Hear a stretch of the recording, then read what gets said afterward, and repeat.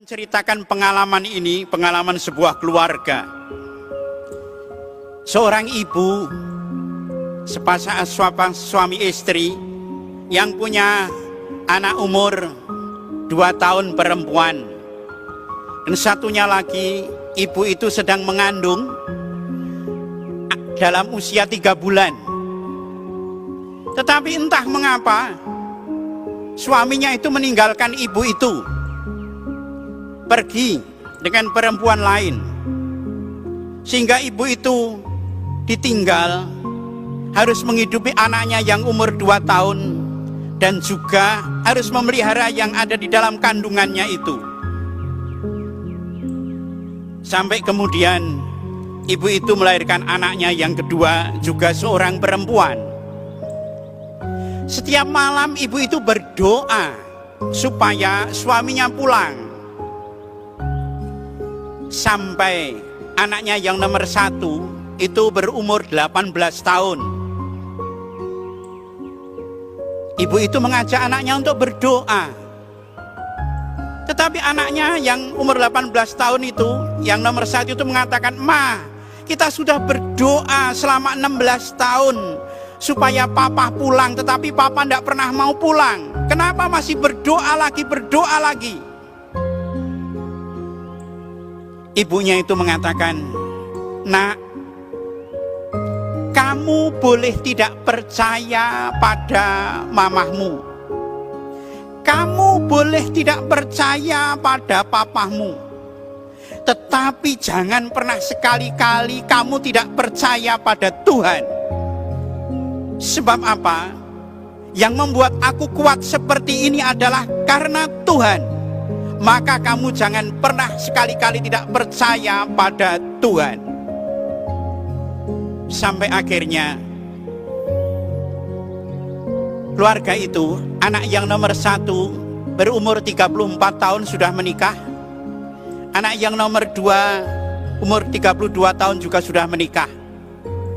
Anak yang nomor 1 jadi satu dengan ibunya. Anak yang nomor 2 menikah lalu ikut suaminya.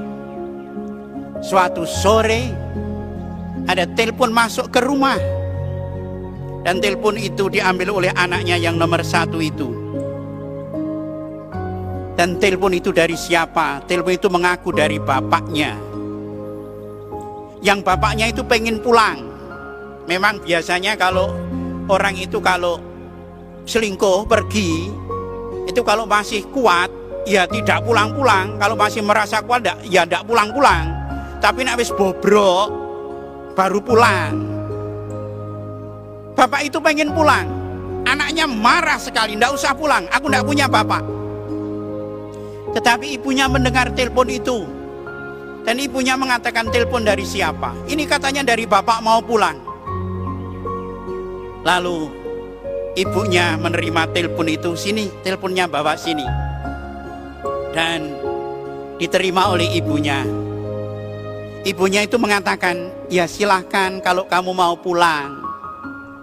Kamu pergi sendiri, kalau mau pulang ya silahkan. Saya tetap akan nerima kamu." Lalu telepon itu ditutup. Anaknya protes, "Ma, bapak sudah meninggalkan 32 tahun. Mengapa mesti kita terima? Bapak telah menyakiti keluarga kita, menyakiti kita." Tetapi ibunya mengatakan, "Nak, bukankah ini doa kita selama 32 tahun supaya papamu itu pulang? Mengapa ketika sekarang Tuhan mengabulkan doa kita, kamu mau menolak papamu itu? Biarkan papamu itu pulang." Dan memang bapaknya pulang. Bapaknya pulang. Pancen sudah bobrok, memang pulangnya sudah bobrok.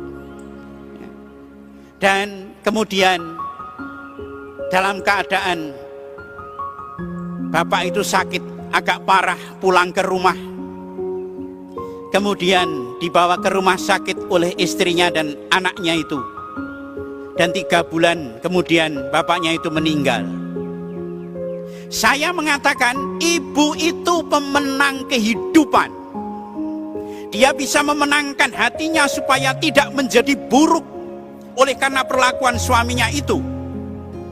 dia memenangkan hati anaknya, supaya anaknya itu mempunyai hati yang pengampun, meskipun anaknya juga mengalami penderitaan oleh karena ditinggalkan oleh bapaknya itu. Anaknya mengalami rasa malu karena setiap kali teman-temannya juga bertanya, bapakmu di mana? Siapa bapakmu? Ibu itu menjadi pemenang kehidupan, tetapi dia juga memenangkan kehidupan untuk anaknya, sehingga ibu itu mewariskan suatu cerita yang baik untuk anak-anaknya, untuk cucu-cucunya. Itulah pemenang kehidupan. Dan Tuhan menghendaki kita semua juga menjadi pemenang-pemenang kehidupan.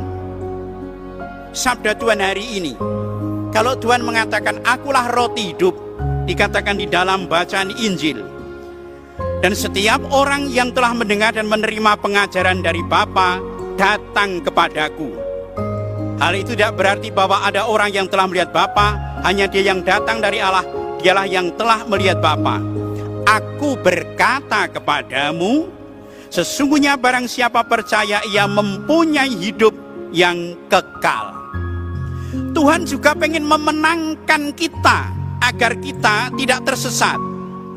Melalui menjadi roti hidup, ia pengen tinggal di dalam diri kita untuk memenangkan hidup kita dari kuasa-kuasa kegelapan.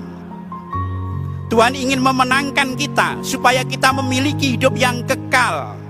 Maka dia menyamakan diri menjadi roti hidup supaya bisa tinggal di dalam diri kita. Maka kalau mau saya katakan, ya, di surga itu hanya ada kebaikan. Di surga itu hanya ada kebaikan. Tetapi di neraka tidak pernah ada kebaikan. Nah, hidup kita itu merupakan pertempuran antara kebaikan dan keburukan. Sebagian orang memenangkan hidup itu di dalam hidupnya, sehingga ia datang kepada Tuhan. Tetapi sebagian orang itu dikalahkan. Dia menjadi pecundang, sehingga ia tidak datang kepada Tuhan, tapi hidup dalam kegelapan.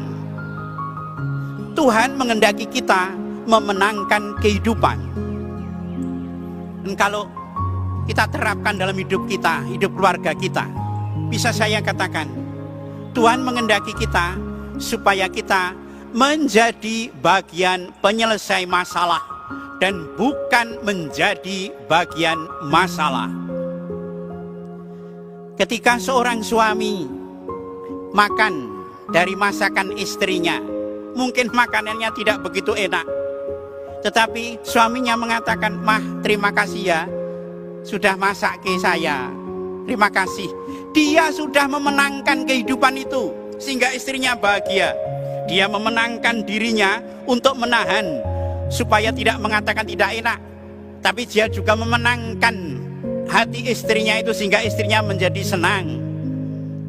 Mungkin juga ketika istri menerima gaji dari suami yang mungkin dirasa agak kurang, tetapi istrinya tetap mengatakan, "Ma, terima kasih Pak, terima kasih ya Pak, sudah memberikan uang ini untuk kehidupan keluarga." Dia sudah memenangkan hati suaminya,